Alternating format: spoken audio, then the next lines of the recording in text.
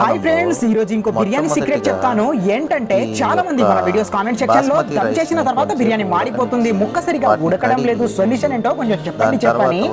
ఈ ప్రాబ్లం కి సొల్యూషన్ చాలా సింపుల్. మనం ముక్కలు మ్యారినేట్ చేసిన తర్వాత మసాలా మీద నుండి బిర్యానీ రైస్ బాయిల్ చేయడానికి సిద్ధం చేసుకున్నటువంటి హీట్ వాటర్ ఇలా ముక్కల మీద నుండి స్ప్రే చేయండి. ఇలా వాటర్ వేయడం వలన ముక్కలలో ఉన్న టేస్ట్ ఈ వాటర్ సహాయంతో ముక్క లోపలికి చొచ్చుకుపోయి మంచి టేస్ట్. బిర్యానీ దమ్ చేస్తున్నప్పుడు హండీలో వాటర్ బాయిల్ అయ్యి ముక్కలన్నీ పర్ఫెక్ట్ గా ఉడికేస్తాయి. చాలా మంది వాటర్ యాడ్ చేయకుండా ఓన్లీ పెరుగు వేసి దమ్ చేస్తారు. అలా కాదండి, రెండు వేయాల్సిందే. అది కూడా 25 మినిట్స్ నుండి 35-40 మినిట్స్ వరకు చేస్తారు. అంత సేపు దమ్ చేయకూడదు, మాడిపోతుంది.